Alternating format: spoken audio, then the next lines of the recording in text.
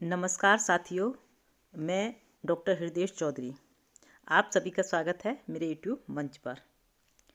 UP के outsourcing कर्मचारियों का लेटेस्ट शासनादेश।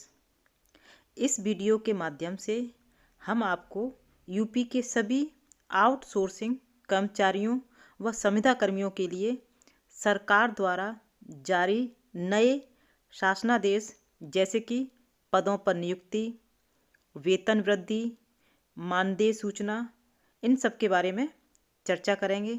यूपी में आउटसोर्सिंग कर्मचारियों की क्या स्थिति है, ये सारी जानकारी आपको इस वीडियो के माध्यम से मिलने जा रही है।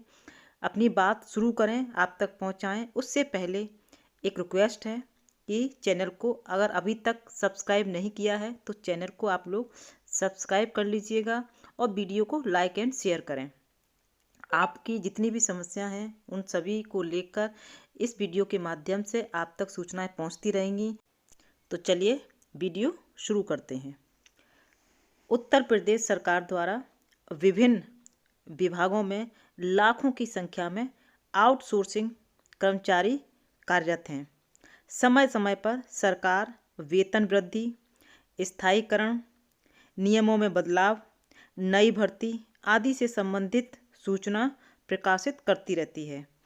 इस वर्ष भी काफ़ी संख्या में नए आउटसोर्सिंग कर्मचारी की भर्ती हो सकती है। इसकी सूचना आने पर हम आपको अपडेट करते रहेंगे।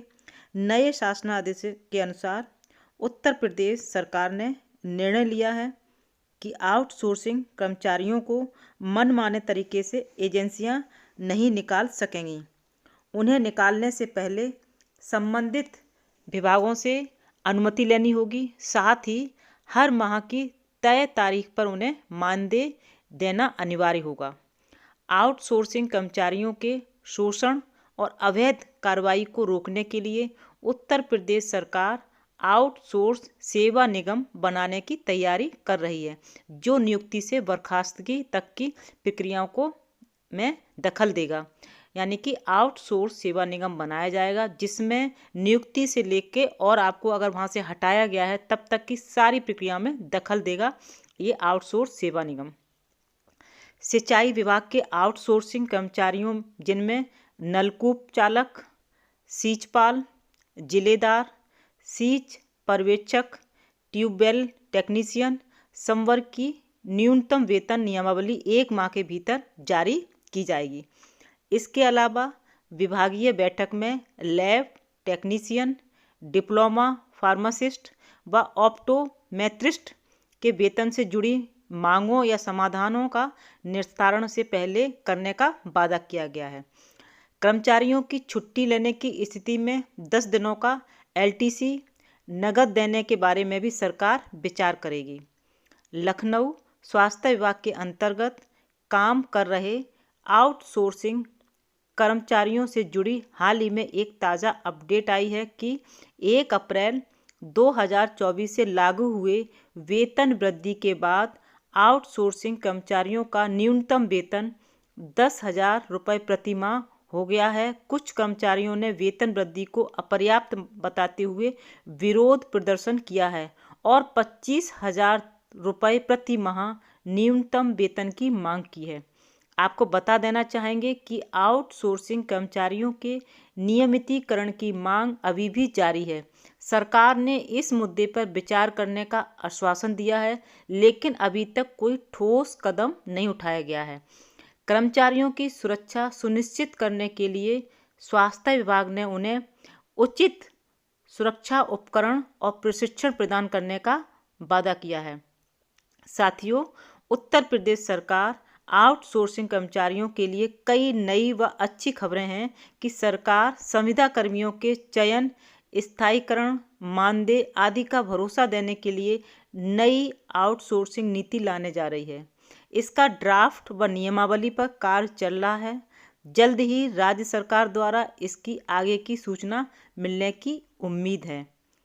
आउटसोर्सिंग पर काम कर रहे कर्मियों के लिए प्रदेश सरकार न सिर्फ उनके चयन बल्कि उसके बाद मानदेय व अन्य लाभ सुनिश्चित करने के लिए आउटसोर्सिंग नीति लाने जा रही है। इसके लिए श्रम विभाग ने ड्राफ्ट तैयार कर लिया है, जिसे शीघ्र ही कैबिनेट के सामने रखा जाएगा। बहुत लोग इस बारे में नहीं जानते हैं कि उनको आउटसोर्सिंग क्या होता है, उस बारे में बताना चाहेंगे। बहुत से लोग नहीं जानते आउटसोर्सिंग क्या होता है। आउटसोर्सिंग एक प्रक्रिया है जिसमें कोई कंपनी या सरकार अपने कुछ कार्यों को बाहरी एजेंसियों या व्यक्तियों को सौंपता है।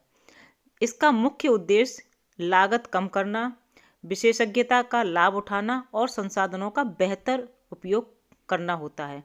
यूपी में नए आउटसोर्सिंग कर्मचारियों को भर्ती करने के संबंध में यह है कि राज्य में विभिन्न विभागों में सरकार द्वारा जारी सूचना के अनुसार आउटसोर्सिंग कर्मचारी के लिए आवेदन जेम पोर्टल के माध्यम से व सेवा प्रदाता यानी कि नियोजक के द्वारा चुना जाता है।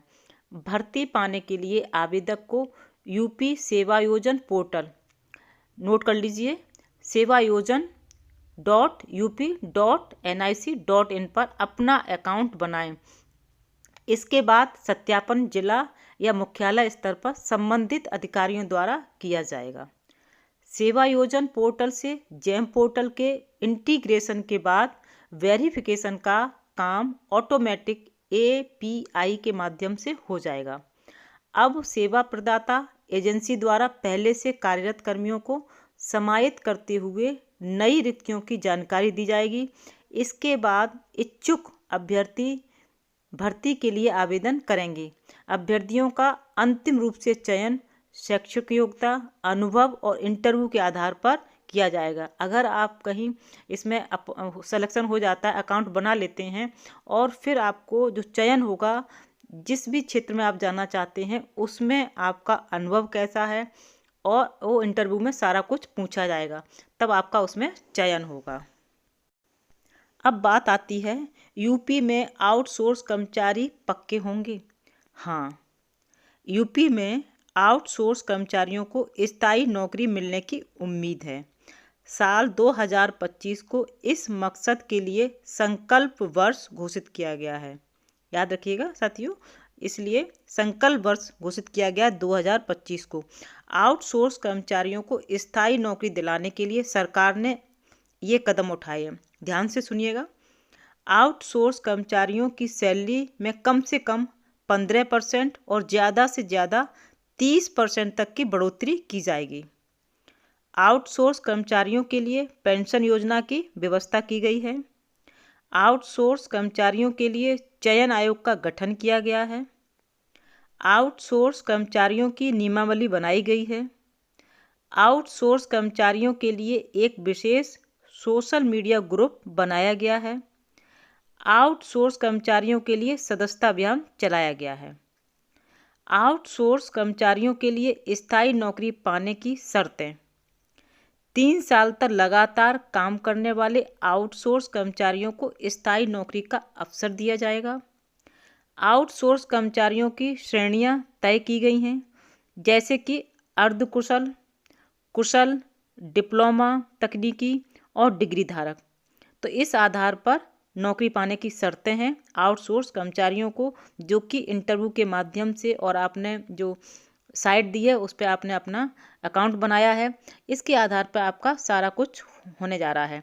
तो ये सारी महत्वपूर्ण चीज़ें थी जो हमें आपको बतानी थी। आप लोग इस वीडियो को ध्यान से आपने सुना होगा तो बहुत सारी चीज़ें आपको समझ में आ गई होंगी कि क्या क्या शासनादेश में निर्णय लिया गया है, आगे कैसे प्लानिंग हो रही है, ये सारी चीज़ों की तैयारी चल रही है। और सबसे बड़ी बात है 2025 को संकल्प वर्ष के रूप में घोषित किया गया है। तो आपके लिए बहुत सारी योजनाएं हैं जो जल्दी ही आपको मिलने, बस धैर्य रखने की ज़रूरत है। जल्दी ही आपके लिए बहुत सारी नई सुविधाएं जो आप मांग कर रहे हैं, मानदेय बढ़ोतरी के लिए मांग कर रहे हैं, स्थायी अपनी नौकरी को स्थायी हो इसके लिए आप मांग कर रहे हैं, तो ये बहुत सारी चीज़ें 2025 में होने जा रही हैं।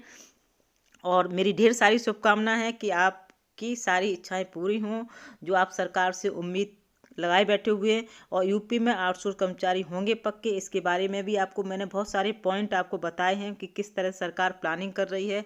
और यूपी में आउटसोर्स कर्मचारियों के लिए लेटेस्ट शासनादेश क्या गया है, तो वो सारे पॉइंट मैंने आप डिस्कस किए हैं। मुझे लगता है आपको एक एक चीज़ें मैंने बताई हैं, स्पष्ट की हैं। आपने वीडियो शुरू से लेकर अंत तक पूरा देखा होगा कि किस तरह से प्लानिंग की जा रही है और क्या क्या उसकी चीज़ें हैं। वो सारी चीज़ें मैंने आपको विस्तार से बताई हैं।